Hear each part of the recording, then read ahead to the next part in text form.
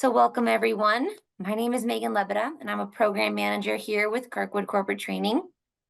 We are so excited to be wrapping up our mental health awareness webinar series with Lisa Schaefer, who will be sharing with us about the topic of resiliency.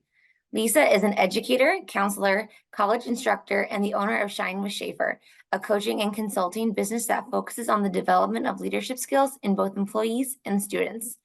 Lisa graduated from the University of Wisconsin with a master's degree in counseling and bachelor's degree in psychology.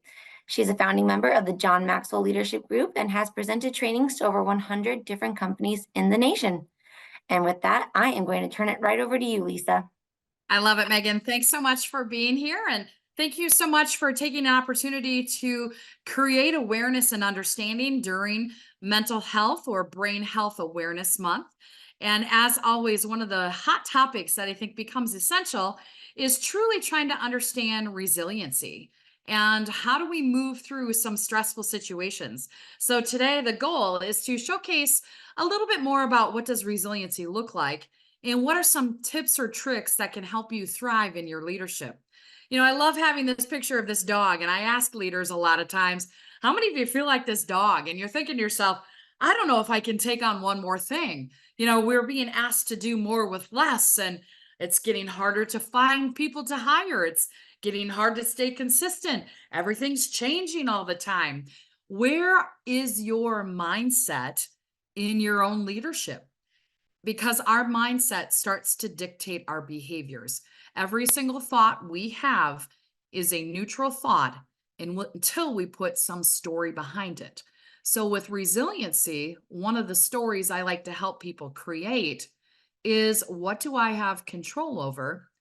What don't I have control over? What are some things that are working for me? And how can I reframe things to see them from different perspectives? Resiliency is a word that we're constantly hearing in the arena of leadership because we are being faced with so many different scenarios and situations post-pandemic. We went through a traumatic experience with COVID. And during that time, many of our business practices, many of our strategies either changed and we got 1% better, or maybe we were like, wow, we weren't prepared for this, but we still got 1% better. So we've had to increase our agility. And with increasing our agility comes our resiliency level. And if you define resiliency, it's really truly your ability to adapt. Where do we see these challenges coming from? Are they everyday experiences or are they major disruptions? And right now, according to the National Institute of Mental Health, we have individuals who are experiencing some of these major disruptions. We have major disruptions, including death, death of a spouse, death of a family member, loss. Maybe a major disruption is, again, divorce, having to do things a little bit differently. Adversity, economic situations. Every time we turn on the news, there's a lot of fear that is being created. So how are we able to adapt to these challenges? Sometimes people will say, yep, I'm good. Everything's fine. And I always ask, well, do you have feelings inside that need to be expressed? Because that's what FINE stands for, feelings inside that need to be expressed. And when I ask, where is your resiliency level as a leader, it becomes essential to be able to kind of understand what's causing some of our stressors. A lot of times people are like, well, stress is so negative.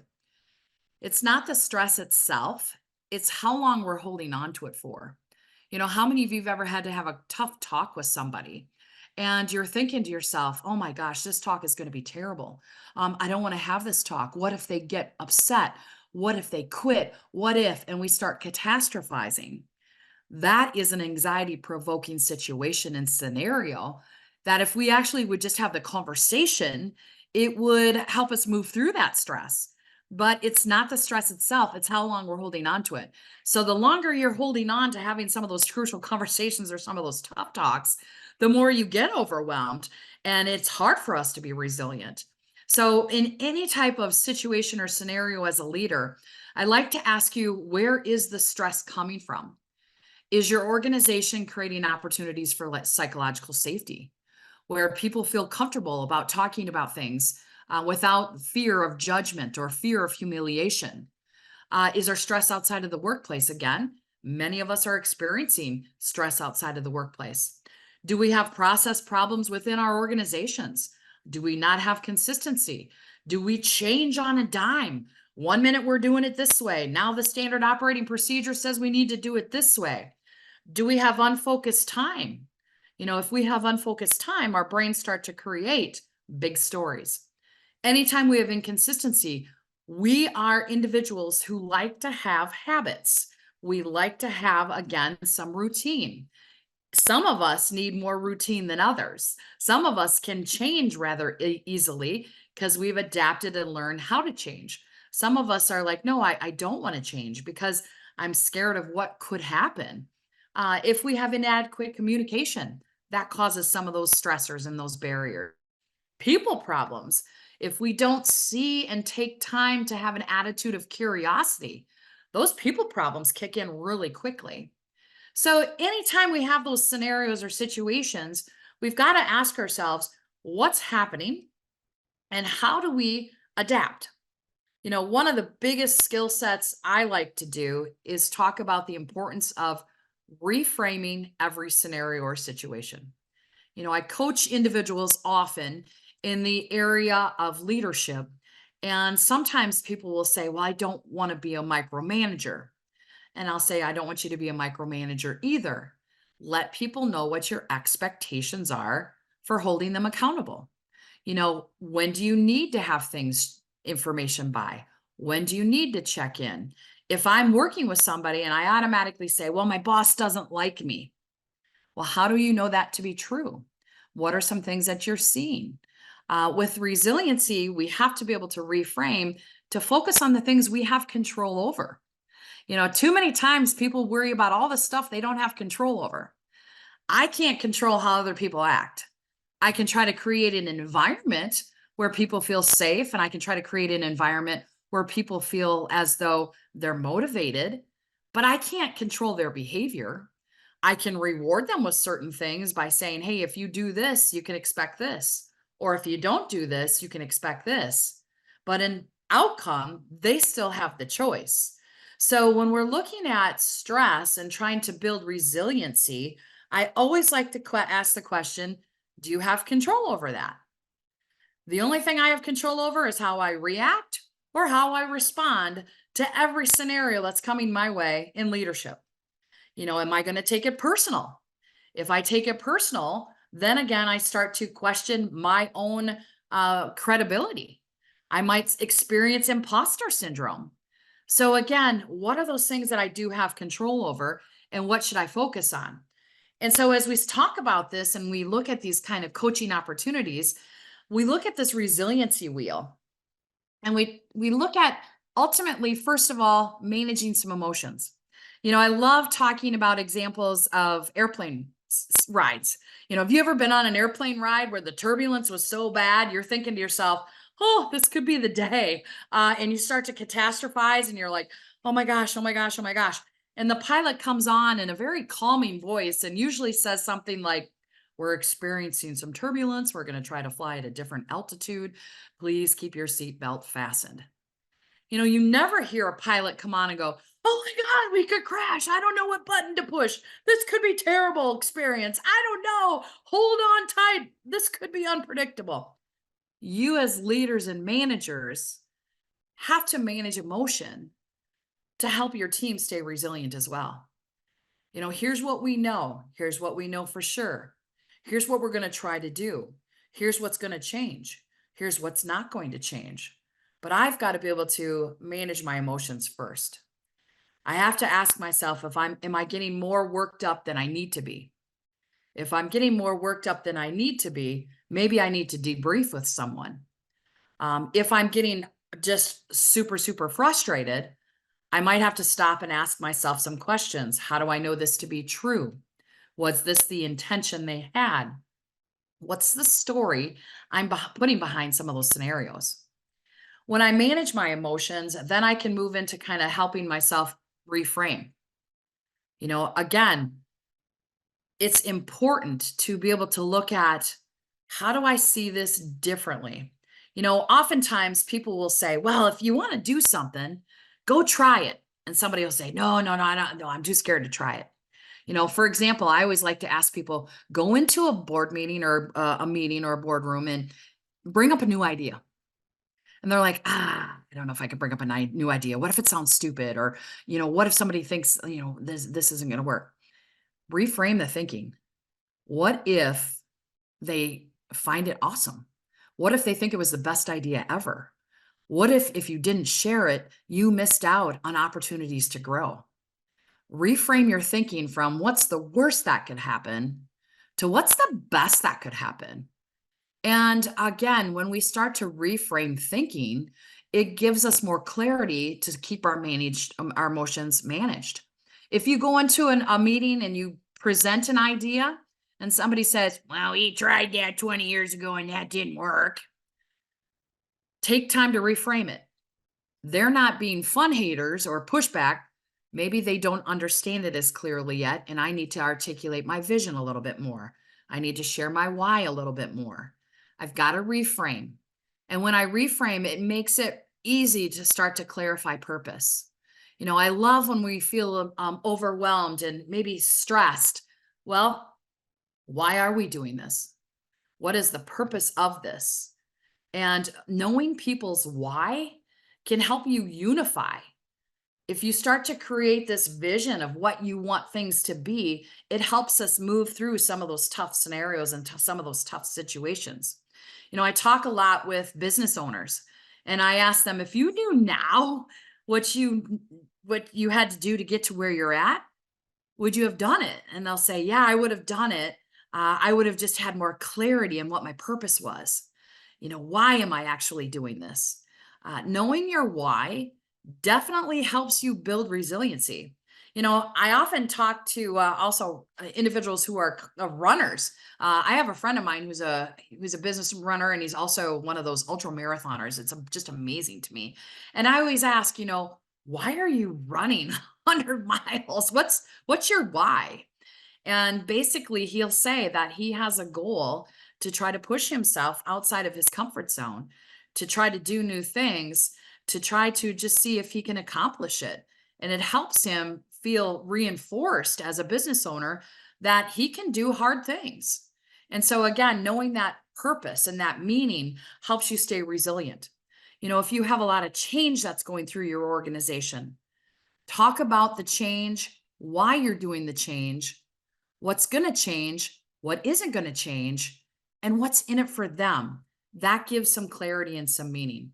When we have common goals and common strategies, it helps us get to where we're going.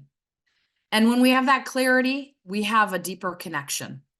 Now I know, okay, we're all doing this. We're all in the same boat here. We're trying to achieve this for our organization. We're trying to achieve this for our team. That helps us kind of, again, know that we have that common purpose. These are what our strategic goals are. That's our common purpose. And every day I can start to say, is what I'm doing helping me or hurting me get to that goal? Is that helping or hurting our team? And when we practice resiliency, I would also ask you sometimes to practice positivity, but don't go so far as to become toxic positivity. Practice positivity means I'm looking at some of the things that are going well, and I'm going to celebrate some of the small successes. A lot of workforce right now, I was working with some individuals who didn't necessarily have the computer skills that were necessary to be able to complete their job. And they had a lot of fear, and they're like, I'm going to have to quit this job. I can't believe I have to, this is stressful. This is overwhelming, and I would say, let's just practice some positivity.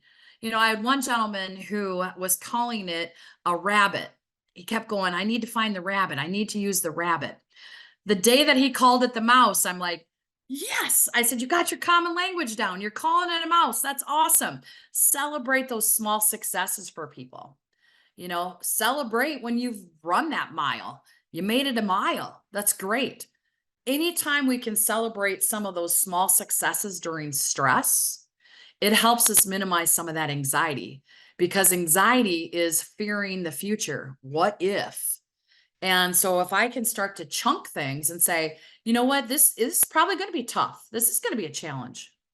but I know we can do it. And here's some small things that we can do every single day. When we roll out things like we want to increase our sales by 20% this year, and people will get stressed out. They'll be like, oh my God, I can't believe it. I increase my sales by 20%. There's no way we can do that. I ask them, what is something you can do in 10 minutes that would help you get to that? There's a lot of things you can do in 10 minutes. I can make one extra call a day. One extra call a day is 5 extra calls a week. Again, chunk it to help practice some positivity and then celebrate some of those successes. But don't get too positive into what I call toxic positivity, where you're constantly like, everything's sunshine and rainbows, everything's good, hey, everything's fine. Feelings inside not expressed, or feelings inside that need to be expressed. Toxic positivity is when we start to just ignore some of those things. We have to address that there's going to be some highs and some lows. And one of the things that I've seen organizations do is they will do, again, one-on-one meetings where they'll say, tell me what was something that worked really well this week for you. And tell me something that was an opportunity that you'd like to get 1% better on. When you're doing that, that helps you moderate stress. Because now the story that's being created is, you know what, this is tough, but I can get through it. This is what we're going to try. Here's the plan we're going to take, and we can get through it. The more we can articulate this type of process, the more we minimize anxiety. This works in your home life. This works in your professional life. It, again, gives you a way to kind of look at what are those steps out there. So going back to the airplane pilot, there was a time where I was traveling and I felt as though, holy cow, this could be the day. This could be the day. And the pilot came on and again, basically reframed it by saying, this is common. We do experience turbulence from here to here. Our goal is to make sure that we get this landed. We're going to experience some sways. They talked all about what we were going to experience. And then when he said, hey, I want to land this plane safely just as much as you want me to land this plane safely. Again, that deepened our connectivity. But he wasn't just like, oh, everything is going to go smooth and everything is going to go great. He just basically said, you may have to brace yourself. You may have to, again, stay strong during this. And his level of emotion management and his level of resiliency of moving through this adversity helped kind of calm the people around him. So again, resiliency is one of those tools that truly helps us in our organizations, in our own personal lives. What do I need to keep doing or stop doing or through this? Because every single day, if you expect 2 or 3 things to go wrong every day, you're now reframing and it's like, okay, it'll be fine. Everything will be fine. Personal lives, one of the major stressors, there's what's called the Holmes-Ray adjustment scale, and it talks about the major stressors. And on there, one of those major stressors is a wedding. Have you ever had anybody who was planning the perfect wedding and they wanted to be perfect and everything was going to go perfectly? I always want to coach people when they're having high anxiety over perfection. I say, expect 3 things to go wrong. What do you think those 3 things could be? And what are you going to do to try to move through them? And then people are like, what do you mean? That's catastrophizing. And no, it's just a reality check that, there's no such thing as perfect. There may be some situations that are outside of your control. There are variables outside of your control. And will you see it as something you can move through, or is it going to be paralyzing for you? People can be paralyzed and have paralysis by anxiety. But you can also have a thriving opportunity through anxiety. I speak for a living. Majority of the time I'm in training and coaching and speaking. And people are like, how do you do what you do? Isn't that scary? I said, you know what? It's intimidating, but I see it as excitement. I see it as energy. I see it as a way to help support people so they can live their best life and they can shine. I try to reframe anxiety as excitement. No, I'm excited. I'm excited to be able to share some of this information. I'm excited to get people thinking differently so that they can find joy in their lives. I'm excited to be able to talk about things that will help people work better together. I want them to shine with their strengths and their heart and their ideas and their network and their empowerment. You reframe it. And when you reframe it, it again brings some clarity to your purpose and your meaning. So, resiliency is key. And if you want a great resource, I would encourage you to go to Center for Creative Leadership. And Center for Creative Leadership has 4 core areas of things that you can continue to do as a leader, both personally and professionally, to help build up your resilience to stress. Again, physical resilience is your body's capability to really try to respond with strength and stamina, just as you're recovering from an injury or something like that. Physical resilience is necessary. I'm seeing more and more organizations as they're creating opportunities, they're doing walking meetings. Some people are doing 10-minute walk breaks. They are bringing in yoga individuals at lunch hours. They're doing things help people build that physical resiliency. If you're feeling overwhelmed and you're feeling anxiety, or depression, one of the things I always talk about is the minute you start moving, that movement can start to release some dopamine levels and get you a little bit more energized. If you're feeling exhausted, if you're feeling overwhelmed, try to do scheduled walking meetings. It's a great way to get people outside of that frustration level. And it's amazing how creative we can be when we are moving. So if you want to kind of manage stress, I don't care if it's 5 minutes, I don't care if it's 10 minutes, I don't care if it's a minute. Find ways to really, again, boost that physical sense of life for you. Then the mental resilience. This is again these pieces where I have to allow myself to be creative. Many organizations right now are hosting what we call genius hours or 20% time.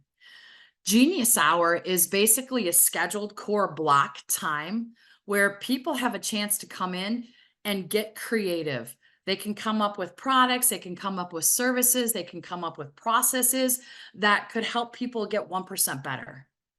When you have that capability for creativity, that helps you build that mental resilience because now you can say, you know what? Yeah, this is a barrier, but here's some things that we can do to move through it versus just getting stuck by saying, well, we don't have time for this. We can't do this. When you start looking at mental resiliency with a genius hour, anything goes. It becomes a brainstorming session where any idea is a great idea. Let's just throw it out there. If money, if time were no object, what would that look like? And so Genius Hour has been a great tool to help people get out of kind of that rut and get into that creative side of their being. When you have another core area of resilience, we talk about emotional resilience. And one of the emotional resilience pieces is, again, having this regulation of your own emotions and starting to ask yourself, is the environment in which I am stimulating stress that I can't work through it and I'm feeling as though it's becoming toxic to me? Or am I getting just more worked up about this situation than I need to be? With emotional resilience, again, I like to ask people the story you have behind the situation. My boss doesn't like me. My boss doesn't believe in me. My boss doesn't do this. My boss doesn't do that. Okay. Have you surveyed other people? Are they feeling that way? Are there different ways that you can interpret this situation? Have you thought about talking to somebody? We have an employee assistance program, an EAP. Have you ever thought about talking to somebody? Please encourage people to talk and call the EAPs. Please don't tell people they need to call it, though. If you say, well, you should really get therapy, that's probably a lawsuit. So, again, just have you ever thought about talking to somebody about that? Again, we have a great resource, the EAP, that's available to you. Survey other people, help people kind of understand, am I getting more worked up than I need to? Are there ways for me to reframe it? And then the last thing is truly the social resiliency. And this is, again, your ability to be able to take time to understand different people's perspectives. We're seeing more and more conflict that starts to happen. And when conflict happens, this is when we become right fighters. It's going to be my way or the highway. And if it's not my way, then I'm going to be more stressed out. I ask, take attitudes of curiosity. Try to understand people who have different beliefs from you. and try to get onto a common yes. If you have different beliefs, I always like to just sometimes say, you know what? Let's have that conversation. I think you see it this way. Here's where I see it. What do we need to do to move through this together? How can we build a strong team faced with our different belief systems? Is there anything we can agree on? And I love to get people to yes. Hey, you know what? Wouldn't you love to work in a drama free environment? Wouldn't you love to work in a stress free environment? What do you think it's going to take for us to be able to do that? What can I do? What can you do? What can we do to support each other? So those resiliency factors become key. And those are, again, essential parts of really trying to understand our own mindset, our own mental health, our brain health, and again, what we can continue to do.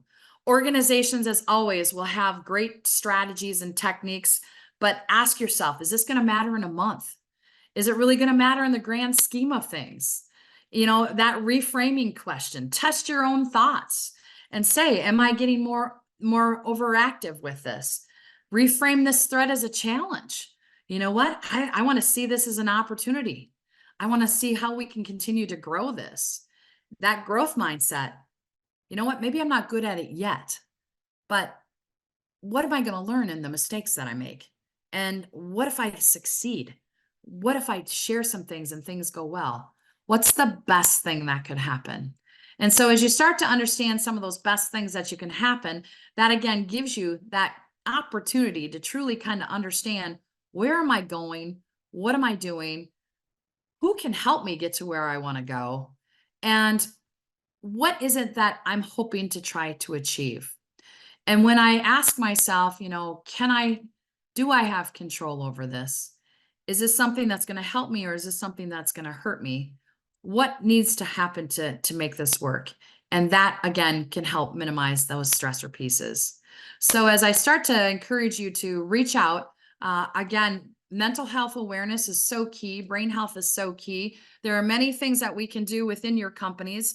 Mental health first aid is a training that many people do, where we look at all the different diagnoses and how do I help lead individuals who maybe are experiencing depression or anxiety or attention deficit disorder, or again, bipolar. There's mental health first aid trainings. Also, there's stress management trainings. And again, it's not the stress itself, it's how long you're holding on to it. And one of the biggest stressors is being able to have a good conversation, a tough talk. So if there's things that you would like to see happen, I would encourage you to reach out to Megan at Kirkwood, or again, Kirkwood Corporate Training, to be able to highlight and say, hey, you know what, this is a initiative that I think is essential for us. So as always, I always appreciate the opportunity to share some of these little nuggets with you. And I'm hoping you're taking some things away.